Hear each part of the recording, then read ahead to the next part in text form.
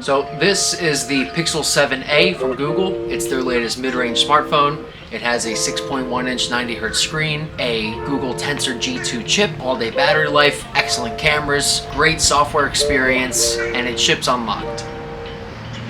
What more do you need in a smartphone than that? Now, I'm going to go over more in this review, but that's the premise of this phone, right? This phone, the Pixel 7a, is by far one of the best mid-range smartphones that I've ever reviewed in my 8 years of reviewing technology. It shares so many similarities with the Pixel 7 that I almost question whether anybody should actually buy that phone at this point. And yeah, I realize $499 isn't exactly cheap. It's $50 more than the Pixel 6a was last year. But honestly, for anybody just shopping for a new phone that they need to be able to rely on, this is the one you should get.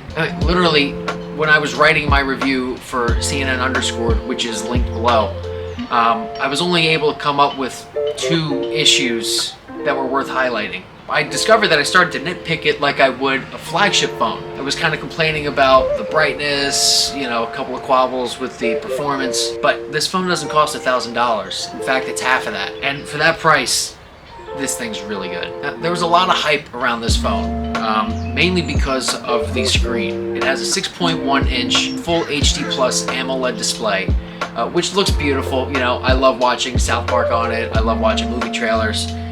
Everything looks terrific on it, but its biggest highlight is by far the 90Hz refresh rate. There were a lot of rumors saying that yes, Google was going to include that on this phone after it didn't include it on the 6a. That one only had 60 Hz. This one gets 90 Hz and everything flies. Everything feels a lot smoother, a lot silkier. Animations look more pleasing. It's just a better smartphone experience. Now, what was a little bit odd was the fact that 90 Hz doesn't come enabled out of the box. So I had to actually go into the settings app to enable the smooth display feature, which turned on that 90 Hz. I asked Google why they made that decision, and they basically said it's to maximize battery life, which I assume since this is a budget smartphone, but I thought it was worth mentioning. Now, beyond that, this screen is exceptional. It's the perfect size too, which I super appreciate. I've been using the iPhone 14 Pro Max for the past 6 or so months, and that thing has a gigantic 6.7-inch screen. So to go back down to 6.1 is really, really nice.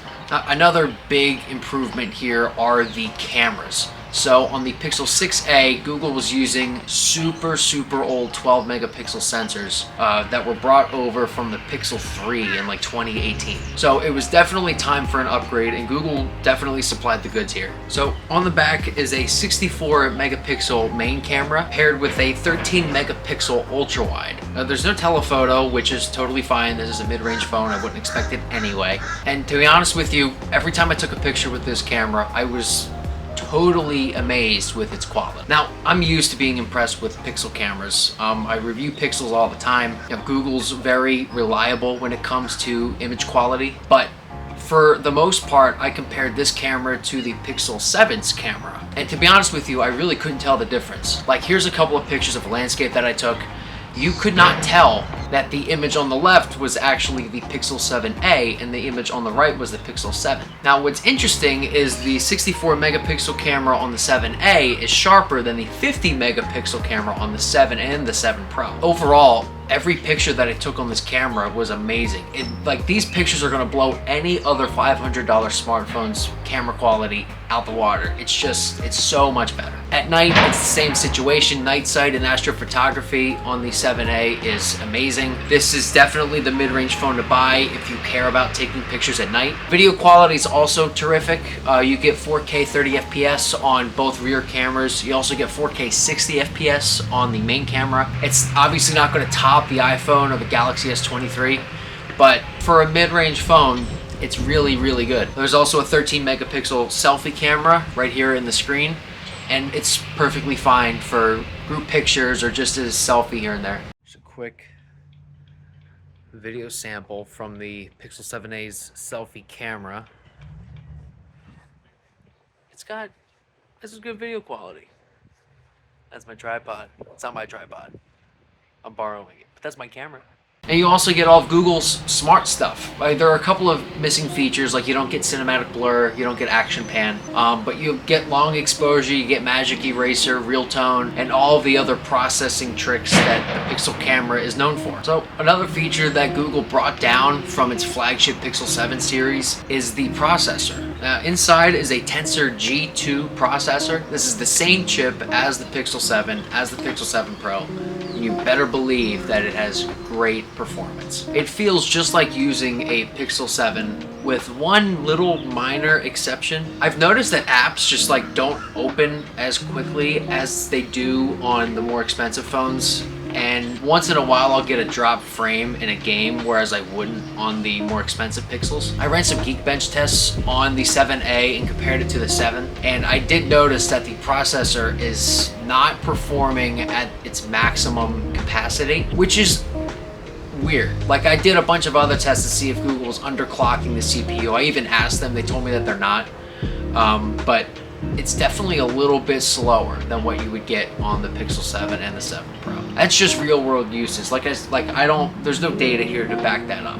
But compared to the Pixel 7, as I'm using them side by side, I can definitely tell the 7A is just a beat slower. That's not to discredit anything. You know, there's still 8 gigs of RAM here, that you still get 128 gigs of storage. That's plenty for most people, and it'll probably be plenty for you. I mean, it's plenty for me, and I'm on my phone constantly, reviewing different things, taking notes, and answering messages over Slack. And of course, you get the Pixel Android experience, which is unmatched. You get all the smart features like Direct My Call, you have call screening, you get the at-a-glance widget on the lock screen, which is so handy for just checking what's coming up in your day. And I don't know, it's so much nicer to use. Like, I've been a fan of Pixel phones since their inception, and Google's approach to software is just so good. It feels warm, it feels inviting. Like, you just don't get that from mid-range phones nowadays. So many of them are full of bloatware and other crap that you just don't want.